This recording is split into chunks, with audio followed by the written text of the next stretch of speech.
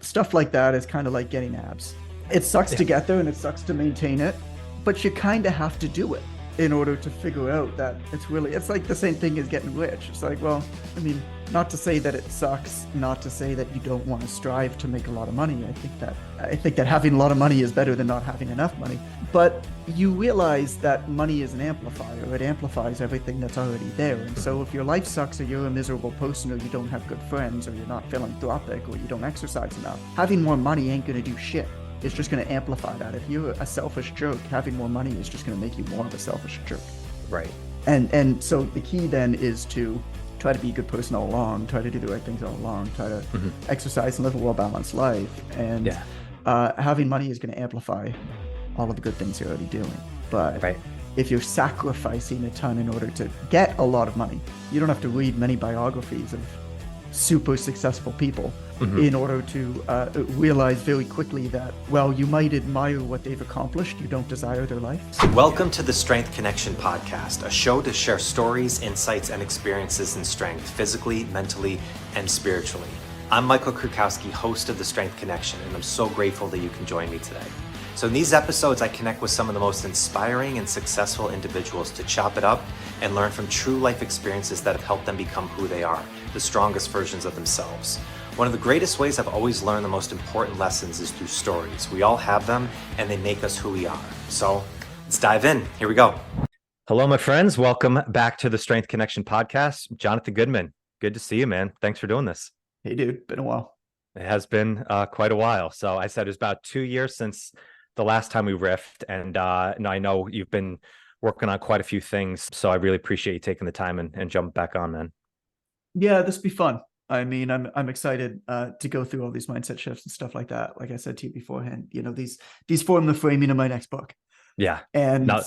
the book has been about 2 years and it'll be out in January 2025. So it's like a 3-year project, and it'll be really good to be able to explore these with you and kind of see what your response is, because writing is kind of an echo chamber activity.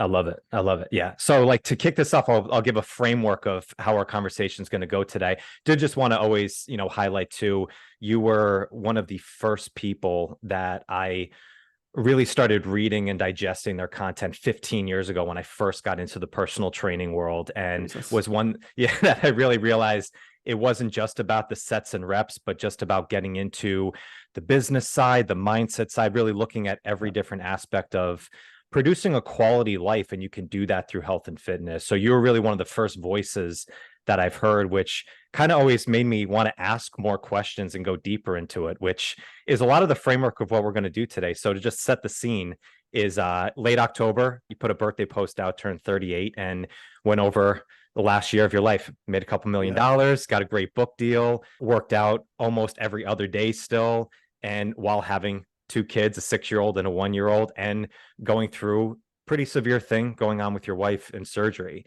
And there's 20 mindset shifts that you brought out here. And when I read this, I was like, these are all not just great advice, but there's a lot of depth in these. So what I wanted to do today is go through some of these, highlight some of them, and allow you to expand, and we'll dive in there. Sound good? Yeah, let's do it. I'm a little bit nervous. Let's go. Well, I'm going to start with the first one right off the bat. It says, it's helpful to admit that we're all amateurs. So first question I want to ask is there a reason that this was number one, or was it just the first one that came to your mind? Yes, I mean, the order was very much on purpose. The first chapter in the book, so the book is 18 timeless lessons to become the obvious choice. And it's very much a recalibration back to the timeless things that have always worked, that will always work.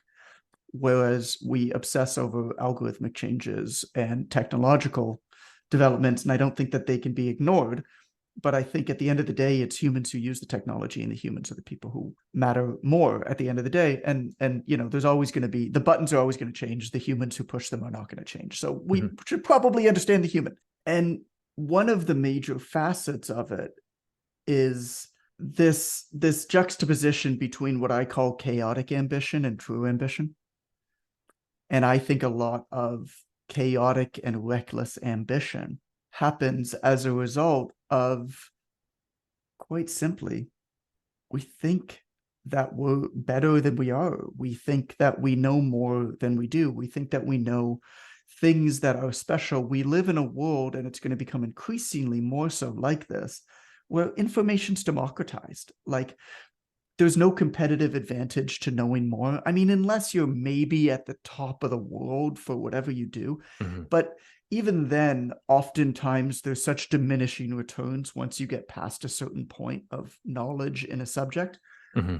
that there really isn't that much to gain, even if you are that much more knowledgeable on whatever your subject is. Mm-hmm. Because the majority of what anybody needs to solve their problem is actually 101 level information. Right. I mean, fitness is a perfect example of that, but it's the same for anything. Like, what do you need to do? You need to Mm-hmm. basically sleep relatively well, eat good food Mm-hmm. and as little crap as possible, and try to move every day. I mean, really, that's the 80-20 of it. Like, if you did Mm-hmm. that, you'd be doing pretty well. And so I think it's helpful to admit that we're all actually amateurs, because what that allows us to do is that allows us to separate from this kind of nagging existential feeling, like we always have to know more about our thing. And actually what we need to do is we need to surround our thing with a lot of complementary skills and complementary bits of knowledge that allow us to amplify our impact. And those are behavioral psychology or psychology. Those are writing skills, communication skills, presentation skills. Those are financial skills. I mean, do you understand how money works? Mm-hmm. Money is the most important commodity in the world, right? No commodity exists if money doesn't exist. And so you have to understand how money works. Mm-hmm. And when you start putting these things together, what you realize is that actually you need a basically okay knowledge of your thing. And then you need to surround it with basically okay knowledges of everything else. Mm-hmm. For example, by any standard, I was just an okay personal trainer. I mean, I have a kinesiology degree, right? I trained clients. I read the same books as everybody else. You know, I was fine. I was good. I was good enough. But I was a very successful personal trainer, and I was a very successful personal trainer not because I was that good at the fitness and nutrition side. It's because I understood, I had a mediocre knowledge of psychology, and I had a mediocre knowledge of marketing and business development. And those three things put together helped me rise above my industry. In any of those individual fields, I would be considered just okay to mediocre. But when you start combining them is when the real magic happens. Yeah. Those unique pairings. Yeah. Yeah. I mean, yeah. Yeah. Yeah. You know, I thought it was interesting and I thought you would put that one first for a reason, which I'm glad that I was, you know, my intuition was good on that, Mark. And it is, and especially in the time that we are now, where it's so easy to jump on anything and compare yourself to someone else. And they think that they know so much more about something than you do, realizing that even the top of the people, Jeff Bezos, is an expert at certain things, but he's an amateur in probably many different things in his life because he's only pigeonholed himself into one thing. And I think when you realize that we're all trying to figure this shit out one day at a time in here. And it allows you personally, for me, when I hear that, I know, okay, I can do my best with what I have today, and I can just work on that and get a little bit better at certain things at one time. Like, how do you beat Michael Jordan? You sure as hell don't play basketball. I mean, you play your own game. Yeah. You figure out what your game is and you play it. And I think a lot of people are trying to play the wrong game today. They're trying to compete with influencers and playing the influencer game, but they don't want the rewards of the influencer game, which we can get into if you want. But it's completely different reward mechanisms, time horizons, and rules of engagement. Yeah. And it's a fine game to play. There's nothing wrong with it. Yeah. But you're going to get your ass kicked if you're playing Michael Jordan at basketball. Right. Simple as that. Yeah. I want to just go back really quick because you mentioned this of chaotic ambition versus true ambition. Can you explain that a little bit more on that? Yeah, 100% I can, as I open up the book right here. Yeah. So Chaotic ambition is it's reactive, it's competitive, it's rushed. True ambition is proactive, it's thoughtful, it's strategic. So true ambition allows for calculated risk, provides the energy, direction necessary for achievement. Too often we find ourselves driven yet tired, motivated yet anxious, hardworking yet frustrated and burned out. So much of what we do when we're working hard just simply doesn't matter. It's a reformative effect of our fast-paced, social media-driven environment, of the crushing pressure of ambition and competitiveness. And I think nobody wants it to be this way any more than they wanted to sit at the table at the back of the cafeteria on the first day of high school. It's just something we all collectively accepted as to how things are.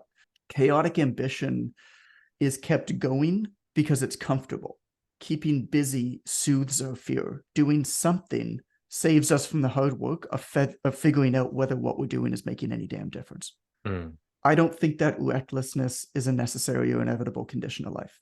I think it's something that we've chosen, if only by our acquiescence to it. When we remove this chaos, when we slow the fuck down, we're left with what's real. Whereas chaos lays waste to our efforts, true ambition is a pretty powerful ally.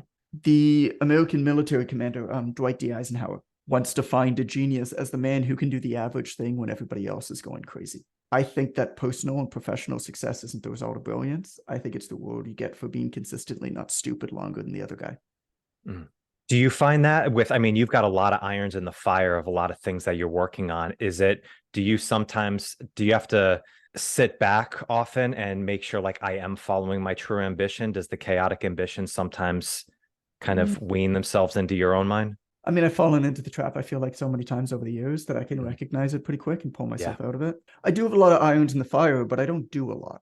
And I think that that's the misconception. It is, oh God, what was his name? James something. He was one of the guys who discovered the DNA double helix structure. And he has this famous quote where he says, in order to achieve great things, one must remain slightly unemployed at all times. And that's not the exact quote, but it's good enough. It's beautiful. I'm unemployed most of the time. I mean, how long did it take me to get back to your email? Right? Sorry about that, man. A month? I don't know. It's all good. But I don't feel any pressure to abide by a lot of the standards of things like responsiveness or meetings. And that is not a optimization exercise in terms of business or financial gain. That's me trying to figure out, okay, what's the way that I want to live my life and what's good enough here and there. And so the businesses that I run are in no way optimized for profit. And I've resisted any outside investment or partnerships because to me, incentives have to line up. I have a lot of friends who have sold big parts of their business or taken a lot of investment. And in every single case, the business just changed because the incentives changed. And that wasn't necessarily a bad thing in every case. I just watched it as an onlooker and realized that it wasn't something that I wanted personally. In order for me to have the type of businesses that I have, I needed to remain in control of them and know that, hey, these things aren't going to be as big as they might otherwise be because I'm not willing to do the things that have to be done in order for that to happen. So yeah, I mean, my stuff grows slower. Yeah. It's fine, man. I got time. Yeah. You know, that kind of, it's a good segue into, the second one, which was curated selections of successful stories skew your reality. Yeah. And I loved when I read this because personally, I think like many people, I love knowledge. I read a lot of books. I love biographies. I love hearing about other people's blueprints of things. And so often it throws you off the path of what is working or what is actually the thing that you want, more so because it's very easy to look at something external of what somebody else did and not realize that they might be talking from experiences like down the road that you are not in right now. And it's very easy to go back into that term of like feeling like you're lacking something and then completely shift off. And then all of a sudden you realize that you just shifted everything and it's not aligned with the vision that you have. And I've caught myself in that trap numerous times from there. And I think it kind of goes back to your point of chaotic ambition versus true ambition. Yeah. I like that you pulled this one out. In many ways, you hit the nail on the head. There's a few missing pieces that I'll go over from what you said. This was actually the sample chapter for the book proposal. And that's how important I think that this topic is, because you're right. There's so much information out there. There's so much storytelling out there. There's so much content out there, but it all suffers from what's called survivorship bias. We hear about it because it worked. You don't hear about the stuff that doesn't work. Against all odds, success stories get shared as gospel. If they can do it, so can you. And inspirational examples are wonderful. They can be quite useful. But I think what's also useful is the awareness that being surprised when something works is a really bad thing. And that's why I say that curated selections of successful stories skew our reality. There's a story I'll never forget. There was this guy on stage. He was a speaker on stage, and he told this inspirational story. This podcaster, who against all odds, they made it big. Supposedly, this guy, he was a sales coach, had 50 listeners in year 1, could barely afford his tiny apartment, right? You're a podcaster, you get this. Mm-hmm. By year 5, he had 500 listeners. And at year 7, the show caught fire, and he had 1 million downloads, right? What grit. What a testament to believing in oneself, to doing the work, to pushing through against all odds. And it is. But also, this dude worked for free for 6 years. And yeah, it worked out. And that's why we're talking about him. But it also might not have. And for most, it doesn't. And I think that's also really important to talk about. His story was shared because it's remarkable. It was remarked upon because it was an outlier event. The more unexpected the success, the bigger the outlier, the better the story. Not to say that we can't learn bits and pieces from outliers, but it's a mistake to expect similar results from doing the same things. Mm-hmm. Success stories are visible, failures are invisible, and the resulting effects are a combination of overly optimistic thinking and correlation causation experts. The only reason we're hearing about our hero is that his success was unexpected. The only reason we're hearing about him is because the odds were stacked against him. Bad decisions can still result in positive outcomes. A 95% chance of failure still comes with a 5% chance of success. Mm-hmm. But survivorship bias assumes that success tells the whole story and ignores past failures. Nobody is going to speak on stage about people who take insane risks, fail miserably, and live their lives as abject failures in beds of their own making. Here's the thing. In math, 20 times 1 is the same as 1 times 20. But in real life, it rarely is. Mm-hmm. For example, you can raise the average level of wealth of everyone in a baseball stadium by $100,000. You want to know how? Get Bezos to walk in. Yeah. So we need to be really careful when we're consuming these sensational stories. And I don't think that they're necessarily bad, but I do think they're really important to understand that success equals talent plus luck, and great success equals a little bit more talent and a lot more luck. Yeah. Love what you said there about these are outlier story. They're beautiful stories. They give you fuel, like they give you motivation and inspiration. But wonderful. I love, my friend Carrie Campbell always uses the phrase, are you looking for inspiration or information? Yeah. Like if you listen to something for inspiration and it fuels you up to get what you need to done during the day, that's a great thing. But if you're looking for information, which is often we're looking for a savior because we don't feel good in what we're doing. Right. This is where I've had debates about the law of attraction, because we always hear about the term, the law of attraction, but you're only hearing the stories of when it worked. Like how many people have wished for all the things in there and then it doesn't work out. It doesn't pan out. That's the 95% of it. Like you can't forget. I would say that one's more of a 99.9 to 0.01, but think about what happened a couple of years ago. If you follow like the crypto markets or the Wall Street bet story and all that, think about this Dogecoin millionaire dude. I don't know if you came across that, but there's this guy, all this press everywhere, right? It's this dude who hailed himself as the Dogecoin millionaire, basically. He saw Elon Musk tweet about Dogecoin and he knew that this thing was going to make it big. And so he took all of this guy made like $30,000 a year. So this guy took all of his savings, he took out huge debts, he leveraged himself like mad, and he put it all into Dogecoin, and it worked. And all of a sudden he has $3 million and news, everybody's going crazy. And he knew, how did he know this guy's brilliant?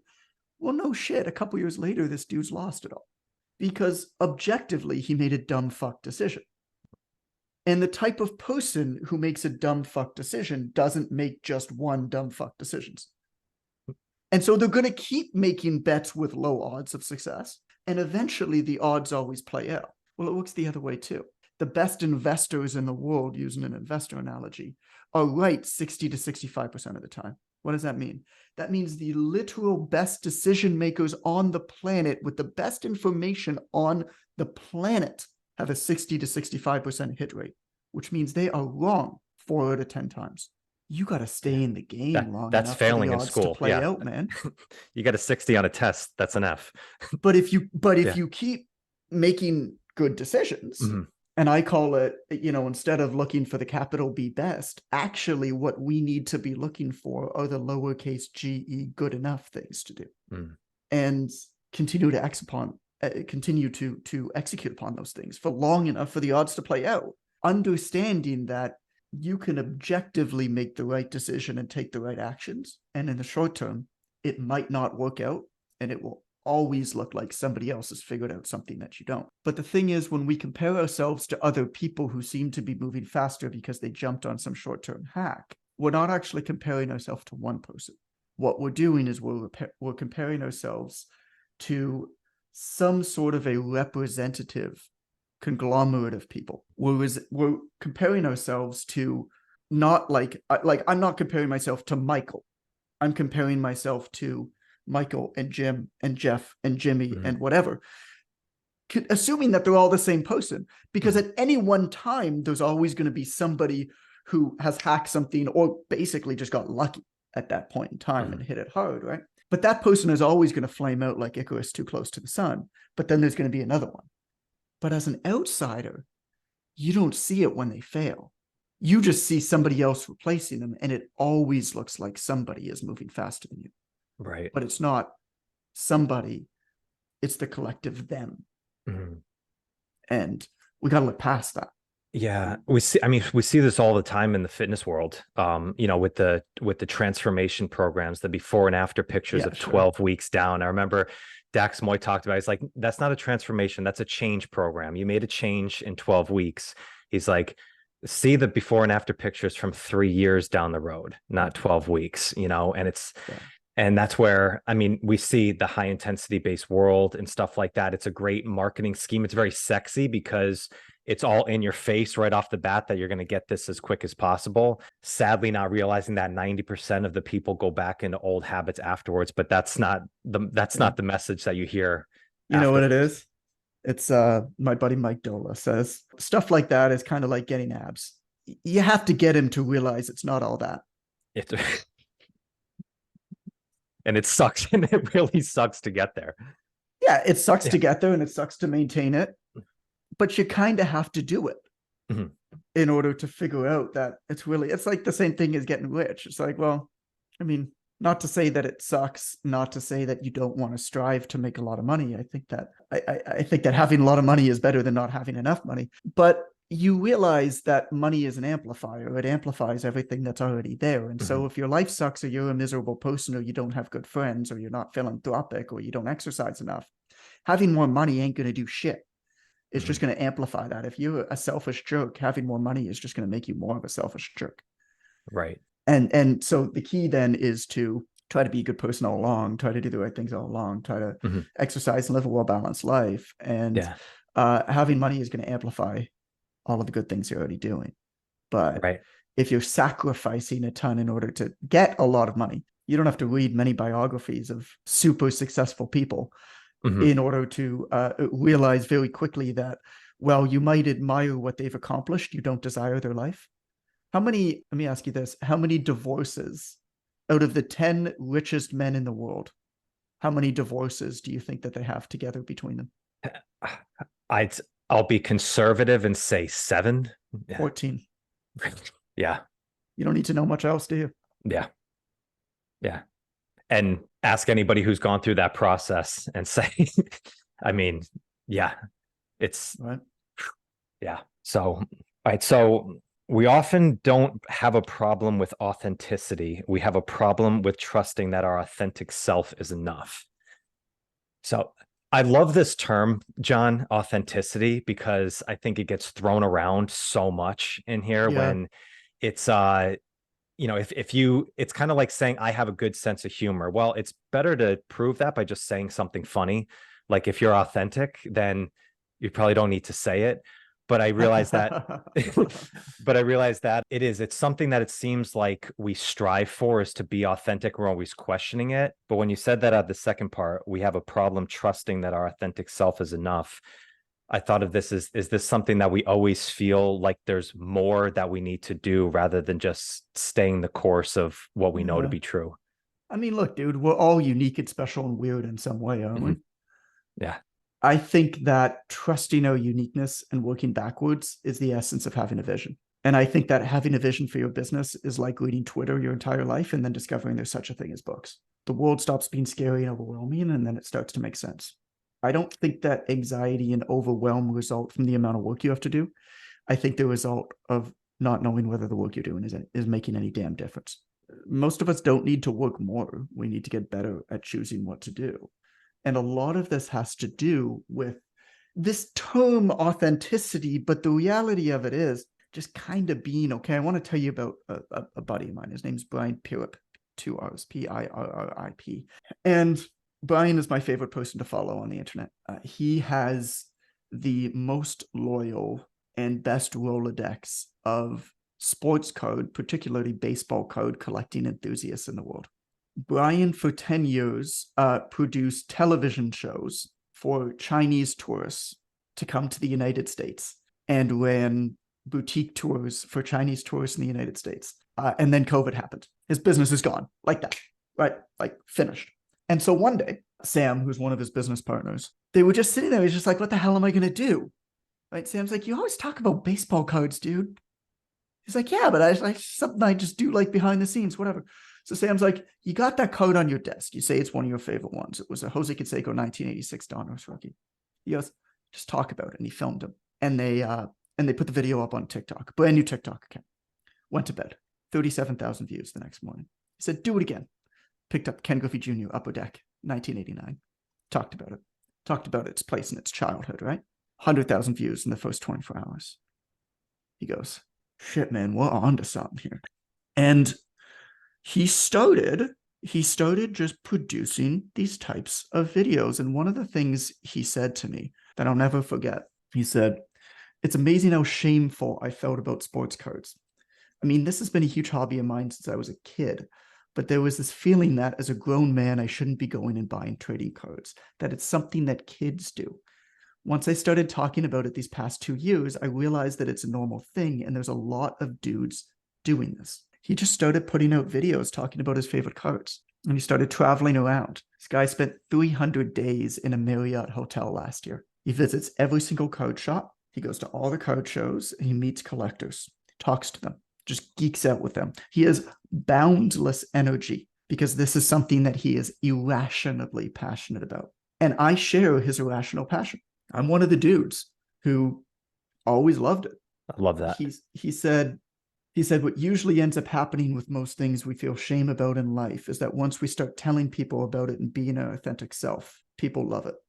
It's not just the topic, though, that you geek out on every single day, right? When you start sharing the stuff that you're rationally obsessed about, it's a beacon that attracts your type of people to you. And also, you figure out pretty quickly how to scratch your own itch because you know that thing better than anything else. Mm-hmm. So in Brian's case, he was really frustrated with the old way of displaying and protecting cards. Did you know in 2022, 1952 Topps Mickey Mantle card sold for $12.6 million? It was displayed on a sale in the shittiest, ugliest plastic case. No ultraviolet light protection. To collectors, cards are art pieces. Yeah. This thing sold for over $12 million. You would not see a painting sold in a shitty plastic case with no protection from light that's going to degrade it over time. And yet, this happens. So he built what's called the Mint case, M1NT, which is a beautiful new way to store and display collectibles. It is the first innovation of its kind in sports card collecting's 140-year history. But because he's so obsessed with this thing, and because he's traveling and talking to people and has unlimited energy about it, he's showing prototypes to all of the different card collectors that he meets to, and asking their feedback on it to all the podcasters. He has thousands of people on the wait list for this thing, and he has the most loyal following out of anybody in his space. But it's also not just collectors. Because of what he's doing and the joy around what he's doing and how genuine it is, professional athletes are on social media too. And they find his stuff. And a lot of them are fans of Brian because of the joy he's bringing back to the hobby. Ken Griffey Jr. carries his mint case that Brian made for him around with him with his rookie code in it everywhere he goes and shows it to everybody. And you want to know what code is inside that case? It was Brian's Griffey rookie code from when he was young. Wow. That he gave to the Griffey when Griffey invited him to his house to hang out and talk cards. And here's the thing that I love about this story is that probably 1% of the people listening to this podcast know or care about code collecting. But if that's you, we just had a connection and you're like, I got to check this shit out. But if that's not you, it doesn't apply to you. It's the 1% that makes you different. That's how you connect. It's not the 99% that makes you the same. Yeah. But personally, when I started to see Brian's videos, it brought me back to my childhood and brought joy. And so one day I messaged him and I said, thanks. We spoke on the phone soon after. He told me about Mint. It hadn't been announced when we spoke. And he said, completely in passing, it was just part of what we were talking about. He said, yeah, pretty soon we're going to have to find 5 investors. Like we're looking for 5 investors just to get the tooling done and stuff like this. We've got this big wait list and whatever. And I asked him how much money he needed. And he told me, and I said, don't bother looking. I'll take the entire investment round. And so now I'm a part owner in that company. Because when you're irrationally obsessed with something and you put that out there, you attract other people who are also irrationally obsessed with that thing. And they get it in a way that others don't. He didn't need to send me a pitch deck. It was irrelevant. Right. I totally got what he was doing and the opportunity and the need and all of the special stuff around it. Yeah. It's not the 99% that everybody in your industry does. It's what that 1% that you have, that's some weird uncommon commonality with other people. Yeah. I could give you examples from fitness too, but yeah, it's cool, man. I love this stuff. Dude, there's so many threads in that story, Jon, that I love. I was thinking one of the best definitions you could probably say of authenticity is, what are you irrationally passionate about? Huge. I think that is a great question to ask. And as you're saying that, there's, I forget the guy's name, but there is a guy who on Instagram, he has a page where he's a huge just Disney fanatic, and he's an adult Disney fanatic, and he tours the park every day and goes into all the details and all the intricacies. He talks about the stories of the custodians, the people that work there, like all and you don't have to, what's interesting is, as you said, like the 1% of people who are interested in Disney will immediately go there, but 100% of people also know when somebody is so passionate about it, excited about something. That's the part. Yeah. And I love that. And I love that when you speak about something that you are so excited about, and like, I don't have to know anything about really the topic, but if you I know a little bit about baseball cards. I have a few from my old childhood, but I would go there and follow that all the time, just to see the details and the intricacies behind it. And you just pick that up. And that's such a lesson I'm taking from this. And I hope everybody, takes from that as well, is what are you irrationally passionate about? What can you talk about ad nauseum without getting tired about it at all? Right. That's something that in the world that we have now of using things like social media or developing a community of people that maybe aren't directly in your vicinity, but you can do it online. There are people around there that share that same passion 100%. For what you're doing.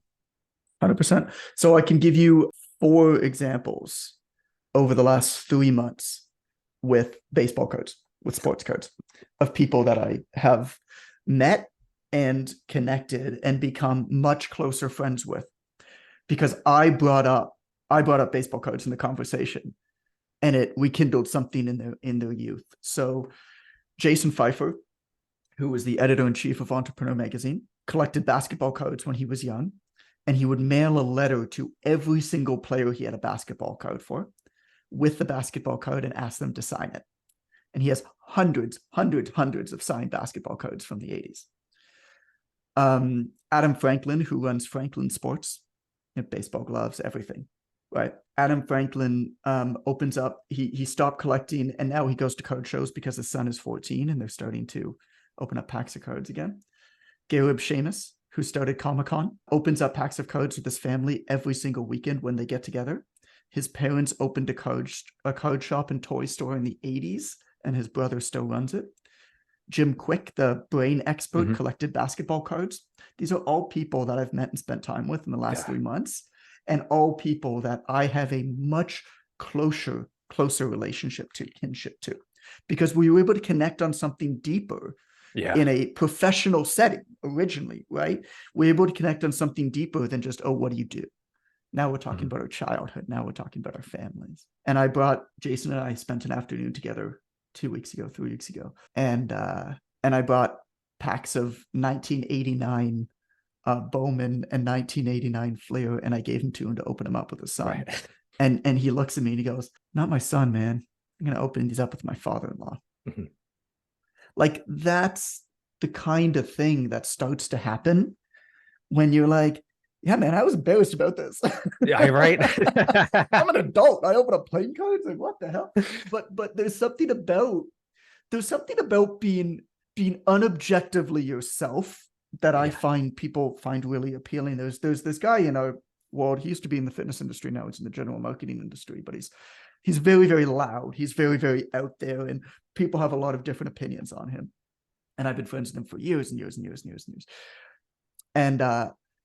And one time, I don't know, I commented on a post of his or something, and a buddy of mine messaged me and said, hey, do you like this guy? Like, that's how you comment on the post. It seemed like you support him. Do you like him? I was like, you know what, dude? I don't know anything about what he does. I'm not his customer, but I fucking love how much this dude is himself. I spent 3 hours with him and his girlfriend in a fake Turkish purse shop in Montenegro while they were trying to figure out whether the stitching on these fake purses would look like it's real to their rich friends. I fucking love that shit. Like, I was fascinated. I'm like, people think this way? Yeah. Like, what is going on here? This is fascinating to me. Like, I love it. I love people that are just so unabashedly themselves. Yeah. And even if it's just like dumb stuff, like a whatever, a fancy person tour in Montenegro, like, what a ridiculous thing to spend you 2 days in Montenegro doing, right? But man, I was so drawn in by it. Oh yeah. Well, there's something so beautiful about that in just human connection, right? Because it could be the most ridiculous thing, like, so objectively, ridiculous. But when you feel that they are authentically so excited about it, you can respect that and be like, absolutely, tell me more. It pulls us in, pulls you in. Yeah. Even if it's something we're not interested in. I posted this video.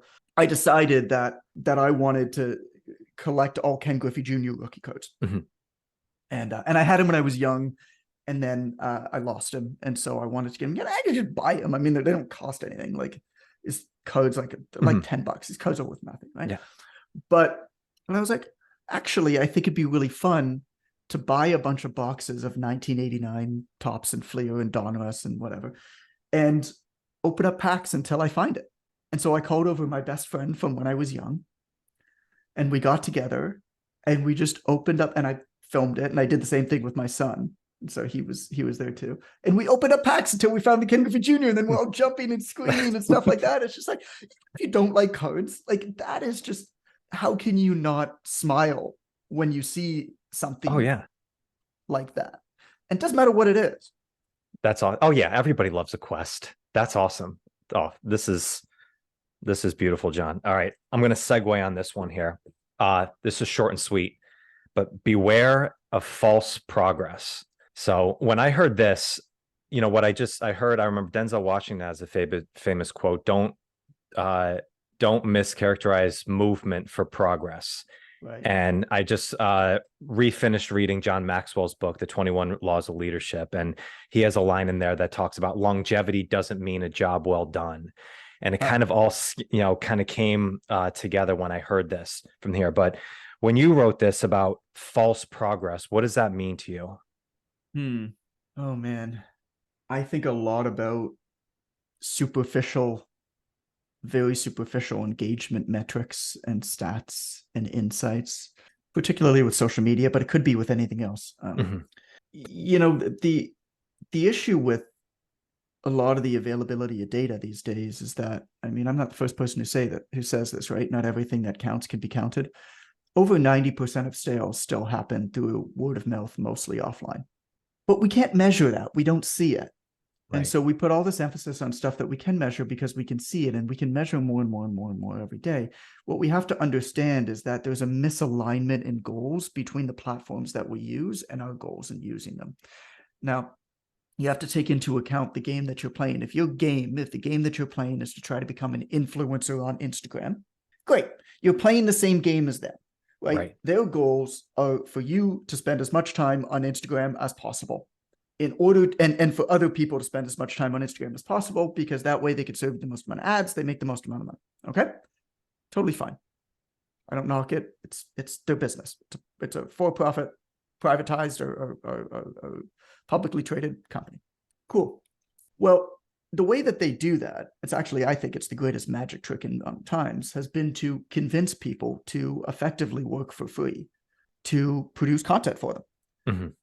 Well, convincing these people that they're going to achieve their goals by producing content the way that they're going to produce it. And I think that producing content can be great as long as you keep your goals with that content production line, because most people who work or who use social media to promote themselves, and by the way, you don't have to at all. In fact, most people who use it would be way better off pretending it didn't exist. Like, you would achieve, if you're a personal trainer, you would fill your clientele quicker by knocking on doors, walking up and down the street, than you ever would creating content. There's no question in my mind. But it feels like progress to put stuff out on the internet because of the insights, because of all of these levers that these platforms have pulled to make it feel like you're achieving when you're not actually. Their goal is for you to stay on social media. Your goal is to leverage that platform to be able to generate business and get the fuck off of there as fast as possible. There is a distinct goal misalignment there. The insights and data that they provide you are the insights and data needed to support their goals, not your goals. Now, there might be some crossover, but they are not the same thing. And this is why we need a recalibration. Because you're not making progress just because you got a whole bunch of people to click on a link. Right. I understand social media. I understand psychology. I wrote a book called Vironomics. I tell you, I can write something in any given day that's going to get tens of thousands of likes. It's not hard to do when you know how to write these things, because it's such a deeply psychological thing that other people are doing when they share information. They share it to articulate what they want others to think about themselves. You basically need to just say what other people are thinking in a really punchy, divisive way. Right. It's not hard. But why and to what end? Because if you're playing the game of an influencer, a creator, an entertainer, it's all the same shit. It's just branded differently. The entertainment industry is the same as it's always been. It's an outlier industry. You're going to have a few people who are going to win massive. What did the creator of the George A. Romano, the creator of The Night of the Living Dead, said, in Hollywood, if you win, they'll pay you $1 million to come out and fart. Like, the people who win massive. Right. Everybody else basically waits tables for free in the hope of catching the break. In the hope of the success story that skewed their reality. There's almost nothing in between. And if you knowingly, back when people were making like a pilgrimage to Hollywood, they knew the rules of engagement. They knew that it was a long time horizon. They knew that the odds of success were small. They knew that there were outsized rewards for a chosen few. And they signed up for that knowingly. Wonderful. I think it's incredible. I think it's inspirational. I think it's amazing to take a bunch of risks, to go and take your shot and try to make something happen. Yeah. The problem that I have now is that the rules of engagement are no longer clear. And so there's a lot of people that are desiring the rewards of one game, but playing by the game and measuring progress on the other one. And the entertainment industry, there's going to be a few people. There's going to be a few influencers. There's going to be a few Logan Pauls who are going to make it massive. And what he's done is unbelievably impressive. Like him or not, what he's done is unbelievably impressive. Not a lot of people like him, dude. Yeah. There's a lot of people trying to be like him. And that's because really an entertainer, we unconsciously all know that in order to entertain around a subject, you only really need a baseline level of knowledge on that subject. Right. You really don't need to know Yeah. much about a thing. You Yeah. don't need to be any kind of an expert. Yeah. And so as a result, it's just a pure exposure game. So you can sell based off of fear and emotion, low priced items, which is why basically every influencer sells some combination of clothing, skincare / makeup / eyelashes / hair extensions, supplements, energy drinks. Like it's some combination of that in every single case. It's because they can't sell anything else, man. Right. It's that They surface can't. level things that, yeah. And there are exceptions, but there's not a lot of them. And those really surface level things are low margin, high commoditization, because they're just easy to do. It's really easy to build a vitamin water. Like, sorry, everybody who does it. Like, your entire story of how you couldn't find anything better on the market, and so you had to solve this problem by yourself, is complete and utter fucking bullshit. There's like 3 places in the United States that make supplements that white label. You call them up, they send you a pamphlet in the mail that's a binder that you literally choose your ingredients out of. All you motherfuckers are buying from that same place. That's how it works. The entire story of you were not satisfied with anything in the market, it's not true. Yeah. And I don't think that's a bad thing, but I think you need to understand that that's actually, for most people, a really bad way to grow and do business, is to try to pretend that there's something they're not. I don't have any desire for that. Yeah. None. Yeah. And yeah, it's not me saying that it's a bad thing. Yeah. It's that difference between being a person and being a persona, right? That's a good way to say it. Yeah. I think Aubrey Marcus had the quote. He said, a persona is only worthy of, can only receive praise. They can never receive love, and it's like, that's why there's so many people who are, use like Chris Hemsworth played Thor, and people go out and they see him on the red carpet and people are like, oh my God, I love you. I love you. They're not saying I love Chris Hemsworth. They're saying, I love Thor. I love what you portrayed. And it is very different. And you can get accolades that can feel very good in the moment, but it's short-lived. It can be very short-lived. It's the same thing. It's like that false progress. It's like a half-baked cookie. Like, it still tastes okay, but it's not the full thing that you're getting. And what we talked about before, John, of like that, that true ambition versus chaotic ambition, and being, what are you just so passionate about that has no rationale to it? It's like you love talking about it. Yeah. And as you said, it's like you don't need to have this expansive knowledge of so much competence around one subject in order to be successful with it. And I always think of this, of why so many people struggle in their own health and their own fitness goals, is because often they feel like they lack competence, which then brings down their confidence in what they believe they can do. When in reality, as you said, it's like, it's better to be just consistently good around things rather than trying to be occasionally great and get these big spikes going on. If you just consistently stay good on a day-by-day basis, you're probably going to be really fulfilled in everything that you're pursuing. Yeah, really fulfilled, and probably perform it better. And when you surround yourself with people who are your types of people, you're going to do a better job and you're going to be happier. I mean, the 3 most important decisions everybody makes in their life is who to marry, where to live, and what to do for work. Yeah. And interestingly, those are also the 3 decisions that most people make without much thought. And then by the time they think about them, they have so much sunk cost involved that it's very hard to reverse out of it. Yeah. So, brother, dude, this time has flown by with you in normal, good podcasting fashion. We got through about half of the things that I wanted to, Good. Which is totally fine with me, so we'll have to, conclude this at another time. But brother, I appreciate you taking the time to jump on to go through these things. As I said, I love the work that you're doing, and can't wait to see all the more stuff that you got going on. Appreciate you, man. Thank you so much. Absolutely, man. Absolutely. So if people want to check more stuff of everything that you're doing now, what is the best place that they can go and see all the work that you're putting out? Yeah, I mean, our podcast is best. It's called The Obvious Choice, and which is also the name of my next book, which is where all of the stuff came from. So if you're interested in that, in anything that I was talking about here, the kind of general philosophy, The Obvious Choice is very much a business philosophy that I'm pushing forward. And so that's a book that's coming out in January 2025, published by HarperCollins. And our podcast is really talking at length about this kind of philosophy, figuring it out as we go. Yeah. And so check that out. I love your guys. I love your guys' chemistry too. Of the guys, who's your co-host on there? Amber and Ren. Yeah, they're great. And I joke. So I love comedy. So where that came from is I love comedy. I love stand-up comedy. But one of the things that you realize when you really study comedy is that actually the funny guy isn't the funny guy. It's the serious guy who doesn't know that he's the butt of the joke. And in every single case, that's what it is. I mean, Dumb and Dumber is the prime example of that. Jim Carrey is not the funny character in Dumb and Dumber.